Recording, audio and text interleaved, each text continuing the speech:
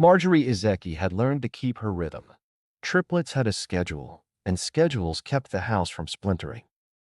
At 45, she moved through mornings like a practiced soloist: breakfast, school, run, laundry, appointments. The children were 7 now, full of small storms and fragile tenderness.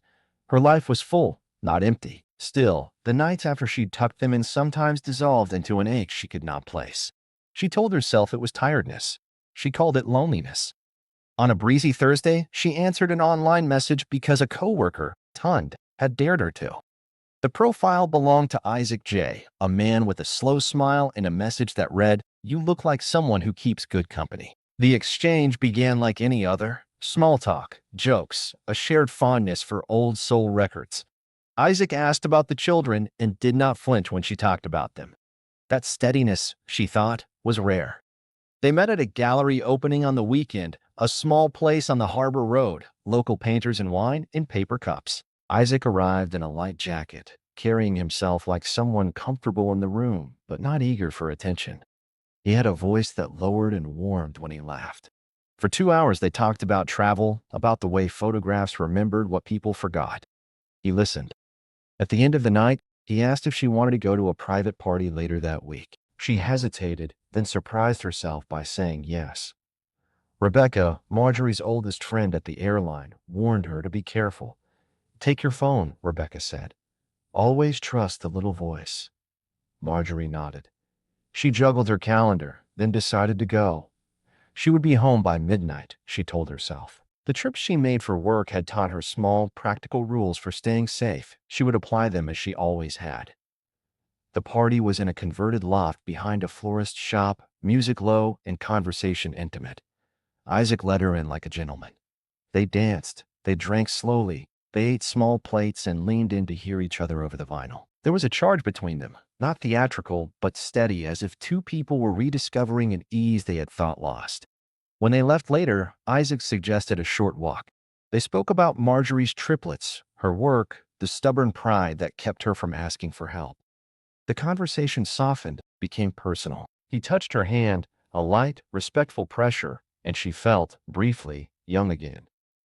They returned to a small private room where others lingered. The night was a warm blur of music and low laughter. When they parted hours later, it felt like a start, not an ending. Marjorie called the children before she left the party for home. She heard the recorded mom message on the answering machine when she returned, chatter of bedtimes and a sleepy, small chorus calling for mama. She said goodnight twice and promised to be home the next day early. Isaac walked her to a taxi, and they arranged another meeting. The future, in its small way, had returned. 2 days later, the house felt the same as ever: cereal bowls, a stack of school notices, a magnet on the fridge that said "keep going." Friends noticed a small shine in her eyes. Isaac sent messages about a Sunday brunch. Marjorie replied with a photo of the boys' finger paintings. He praised them, sincere. The easy pattern continued until a Tuesday when he suggested a different kind of evening, a private gathering at a friend's house. The arrangement felt impulsive, but not dangerous. The private gathering was at a well-known social circle's home on the east side. Music, a few close friends, an after-hours party.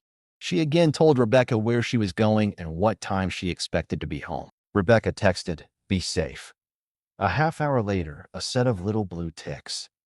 That was the last normal exchange. At the house, Isaac was charming and attentive. They spoke longer than before.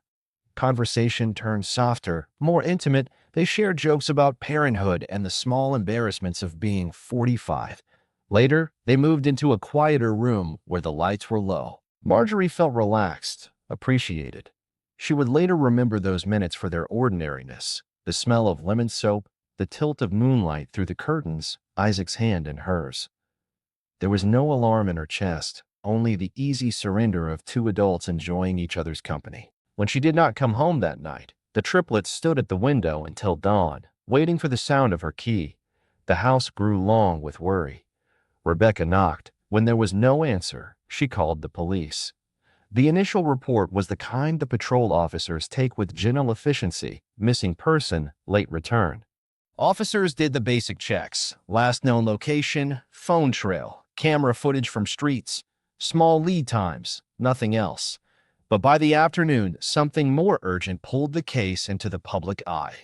A passerby found a body in an abandoned warehouse on the outskirts of town.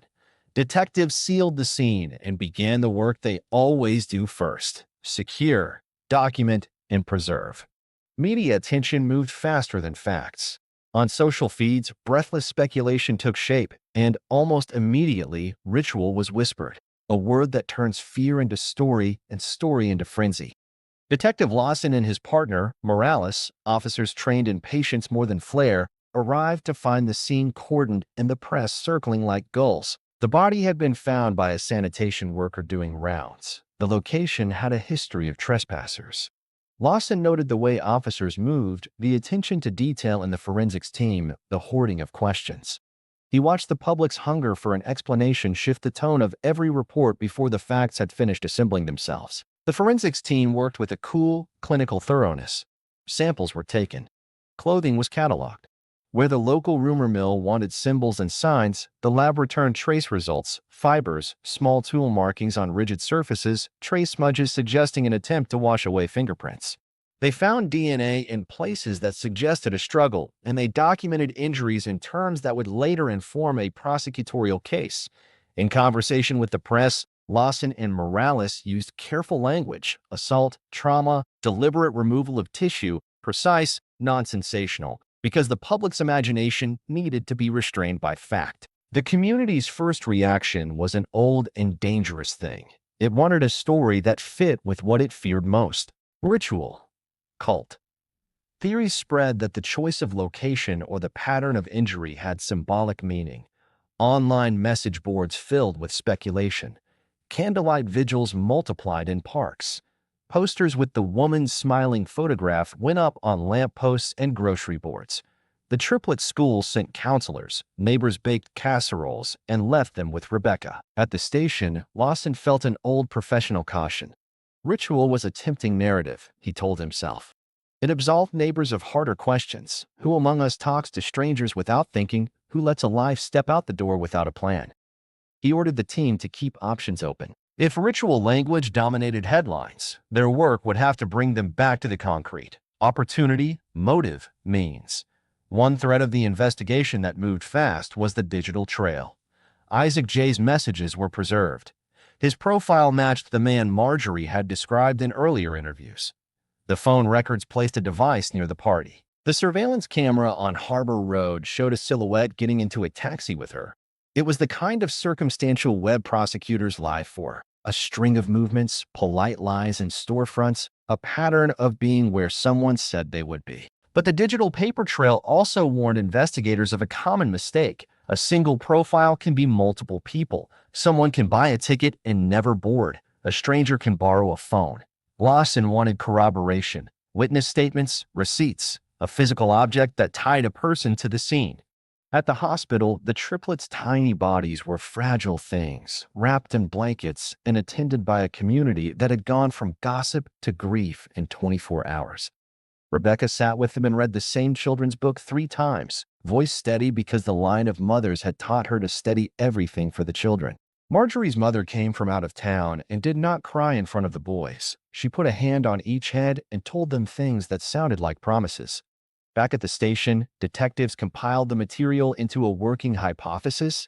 Marjorie had been with a man she trusted. She had left voluntarily. Something happened that night that ended with her death. The early public suspicion of ritual swelled even as investigators began to see patterns that suggested a single assailant who employed cruelty and calculation rather than ceremony.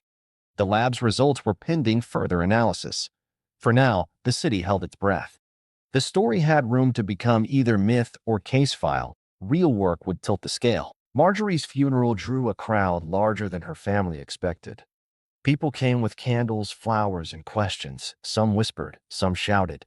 Reporters circled the edges, notebooks ready, cameras discreet but present. The children sat between Rebecca and their grandmother, wide-eyed, not yet able to measure the size of what they had lost. Lawson watched from a distance with Morales, both detectives aware that grief had its own gravity, pulling neighbors together and at the same time fueling rumors. Every conversation he overheard circled back to the same word: ritual. Inside the precinct, The forensic reports trickled in. The removal of tissue had been clean, deliberate, not hurried. Tool marks suggested precision instruments, not crude violence. That alone unsettled Lawson. Morales leaned back in her chair and said, "If this is ritual, it's ritual with surgical training." They both knew that didn't add up. People looking to shock rarely worked with that kind of control. It looked more like obsession or practice.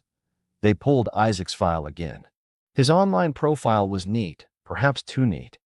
No traffic tickets, no criminal history, no financial debt, just a man who looked exactly like what Marjorie had described: steady, calm, attentive.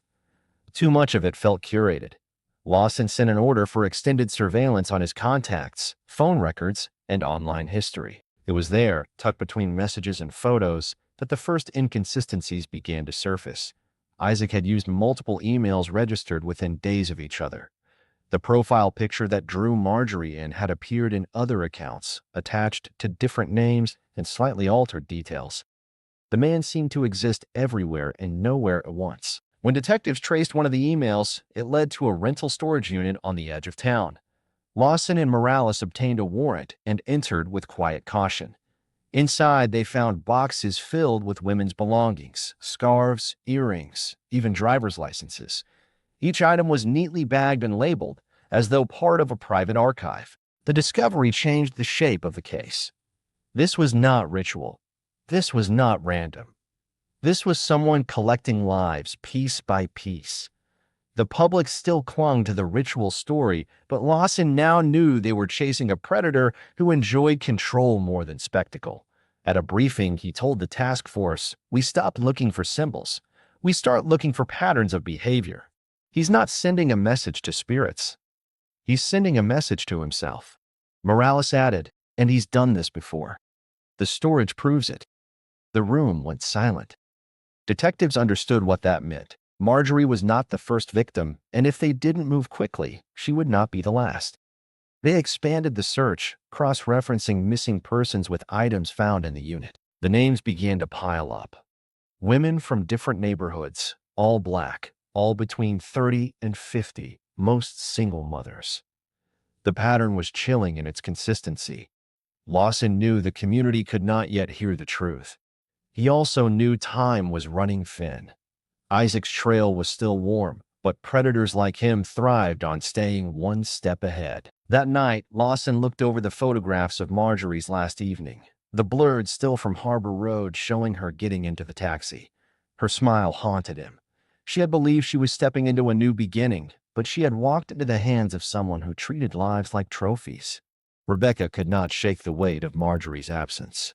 She stayed with the triplets, making their meals, tying their shoes, brushing their hair with a patience that carried her through grief. At night, she sat by their beds and whispered prayers, her own eyes refusing to close until their breathing steadied. She avoided the news, but whispers still found her. Neighbors repeated theories, each darker than the last. Ritual, cult, punishment. She wanted to scream each time she heard it. It was easier for people to cling to a story than admit evil could look ordinary. Lawson and Morales pressed deeper into Isaac's trail. The storage unit gave them leverage. Fingerprints on the boxes matched his, and inside one folder was a receipt from a medical supply store. The items purchased were sterile gloves, surgical blades, and antiseptic wipes. Morales read it twice and said, "This man plans like a surgeon." The lead carried them to an apartment complex under his real name, but by the time they arrived, he was gone. The neighbors described him as polite, quiet, never drawing attention. One woman recalled he always carried a black duffel bag. Lawson felt frustration build. He prepares, executes, and leaves without a trace. He wants to be invisible until he chooses not to be. While the detectives searched, the media fueled hysteria. Headlines screamed of ritual killings. Parents kept children indoors. Churches filled with worshipers seeking protection. Politicians promised swift action. The truth, still hidden in case files, had not reached them. To the community, the mystery was easier to bear if they believed in dark ceremonies rather than a single man with surgical tools. Back at the station, Lawson studied Isaac's online activity. He had dozens of profiles, each designed to lure a different type of woman. He used photographs stolen from legitimate accounts, weaving convincing stories about hobbies, work, and family. What stood out most was the consistency of his targets, women who had been alone long enough to crave attention, women who wanted to be seen again. The precision chilled Lawson more than the crime scenes. This was not random desire, but calculated hunting. Morales brought in a digital crimes expert who confirmed Isaac had contacted more than 40 women in the past year. He's casting nets, the expert said, waiting for whoever swims close enough. They sent warnings to as many as they could identify, but Lawson knew some had already vanished without notice. The storage unit proved it. He feared there were others they had yet to uncover. Meanwhile, Rebecca met with Lawson privately. She wanted to know why the police were allowing talk of ritual to spiral. She was a woman, not some offering, she said, her voice sharp. Lawson sighed. The truth is harder to tell until we have him. The public wants something to point at. Right now, they need the story more than they need the facts. She stared at him, tears caught in her throat, and replied, but her children need the truth. That night, Lawson returned to the evidence board. Photographs of Marjorie, receipts, phone records, maps with pins marking storage units, and last sightings. A predator had carved his way through the city, unnoticed because people preferred to believe in ghosts rather than men. Now it was personal. He looked at Marjorie's smile again and vowed they would stop Isaac before another woman disappeared. The city's fear deepened as another missing person report surfaced, a 38-year-old single mother who had also been chatting with a man online. The similarities were impossible to ignore. Lawson called an emergency meeting with his team. We don't have time to debate symbols anymore. He's active, and he's escalating. Morales pinned the woman's photo next to Marjorie's on the board. The resemblance was not in looks, but in circumstance, alone, responsible for children, eager for connection. It was a pattern carved with cold precision. They traced Isaac's most recent messages and discovered he was using a coffee shop downtown as a Wi-Fi base. Surveillance was set up within hours. Officers sat disguised as customers, watching the entrances. Late in the evening, a man with a familiar frame entered, carrying the black duffel bag the neighbor had described. He ordered tea, sat by the window, and opened a laptop. Lawson whispered into his mic, "That's him. Eyes on." They followed him discreetly when he left. The trail led to another apartment complex, this time rented under yet another name. When officers moved in the next morning, the apartment was abandoned. Inside, they found remnants, plastic coverings, more surgical tools, and a set of journals.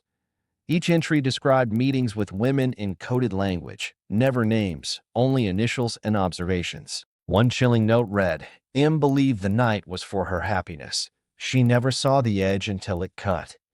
Morales closed the book with a tight jaw. He's writing his own scripture. The journals gave them insight into his mind. He viewed the encounters as rehearsals in control, disguising cruelty behind charm until the final act. Nowhere did he mention ritual. This was not about gods or spirits, but about power. Lawson ordered psychological profiling. Experts confirmed what they suspected. Isaac was a sadistic predator, feeding on the illusion of intimacy before turning it into violence. The community, however, still clung to ritual theories. Rumors fueled protests outside the station, accusing the police of covering up cult activity. Lawson faced cameras and said carefully, "We are pursuing a suspect with real connections to these crimes. We ask for patience." But patience was scarce. Rebecca continued to care for the triplets, fielding their questions with a bravery that broke her each night. She kept reminding them their mother was loved, that what happened to her was not her fault. She told Lawson during a brief visit, "You have to catch him. If he's still out there, no woman in this city can sleep." That same night, new digital activity pinged across Isaac's accounts. He had started messaging again, this time arranging a meeting with another woman. The trap was being set. The task force knew they had one chance to intercept before another family was broken. The task force worked through the night, poring over Isaac's latest messages. He had arranged to meet a woman named Nadine at a small lounge on the west side. Nadine was a widow, 42, and her profile mirrored the vulnerabilities he sought. Lawson decided they could not risk her becoming another name on the board. Nadine was quietly approached by Morales, who explained the danger and convinced her to help. She agreed, trembling but resolute. "If it saves someone else, I'll do it," she said. The lounge was prepared with undercover officers posing as staff and patrons. Cameras were hidden behind plants and speakers. Nadine sat nervously at a corner table, a glass of water in her hand. When Isaac entered, the same calm confidence carried him through the door. He smiled warmly at Nadine, his duffel bag slung casually over one shoulder. Lawson felt his pulse quicken as he watched from the surveillance van. Isaac sat, spoke softly, his gestures practiced, his charm polished. Nadine played her part, nodding, smiling, responding with rehearsed ease. Then Isaac leaned forward, lowering his voice. The microphone captured his words. "You look even better than your photos. You trust me already, don't you?" Lawson gave the signal. Officers moved in swiftly, surrounding the table before Isaac could react. For the first time, his calm slipped. He froze, then tried to rise, but was pressed back into his chair and cuffed within seconds. The duffel bag was seized, containing gloves, wipes, and blades wrapped in cloth. In the interrogation room, Isaac refused to speak at first. Hours passed. Finally, he smirked and said, "You're chasing ghosts. Those women wanted company. I gave them more than anyone else would." His words carried no remorse, only pride. Morales leaned in, voice low and firm. "You don't believe in rituals. You believe in yourself. You cut them because you wanted to. You collected them because it made you feel alive." His silence was telling. Forensics tied his prints and DNA to the warehouse and the storage unit. The journals confirmed the timeline. Piece by piece, the case closed around him. Meanwhile, outside the station, the community still murmured about cults. Lawson faced the press again, this time with certainty. This was not ritual. This was the work of one man, a predator. He used charm to lure his victims, then turned their trust into cruelty. There is no cult. There is no symbol. There is only a man who will now face justice. Rebecca watched the broadcast, holding the triplets close. She whispered, "They know now. They know the truth about your mother." The children did not fully understand, but they felt the strength in her voice. That night, Lawson sat alone in his office, staring at the evidence board. He saw Marjorie's face, then the faces of the other women, each robbed of their futures. The arrest brought relief, but not victory. Evil had been unmasked, but its shadow remained heavy. He promised himself silently, never again would whispers of ritual distract from the truth of human cruelty. The trial began 6 months later, and the courtroom was filled with a mixture of sorrow, anger, and a quiet determination for justice. Isaac sat at the defense table with the same stillness he had shown at the lounge, but the weight of evidence pressed against him from every side. Witnesses described the last nights of women who never came home. Forensic experts explained the precision of his methods, the calculated way he collected lives as though they were artifacts. The journals, read aloud in part, chilled the room into silence. Rebecca testified too, her voice breaking only once when she described the children waiting at the window for their mother. The jury needed less than a day to return with the verdict, guilty on all counts. The judge sentenced him to life without parole, and even then, some in the community clung to the ritual story. But for the families, the truth had finally been spoken in court. Lawson walked out of the courthouse with Morales at his side. She asked him quietly, "Does it feel like justice?" He shook his head. "It feels like survival." They both knew justice was only partial. The women would not return, and their children would carry scars invisible to the world. Still, the capture meant safety, and safety meant hope. Rebecca returned home with the triplets, who by then had learned to live with the rhythm of her care. At night, she told them stories of their mother's laughter, of her strength, of how she loved them more than anything. They listened with wide eyes, and in those stories, Marjorie lived again. The city gradually let go of its fear, though it never forgot. The word ritual faded from headlines, replaced by terms like predator, sadist, and justice served. Life resumed, not the same as before, but steadier. And for Lawson, Every case afterward carried the memory of Marjorie's smile and the reminder that sometimes the most terrifying monsters are those who walk quietly among us, disguised as ordinary men. Thank you for following this story with us. What are your thoughts on this case? Do you believe the community's rush to call it ritual was just fear, or was it something deeper? Let us know your opinions in the comments. Don't forget to subscribe to the channel and tell us where you're watching from.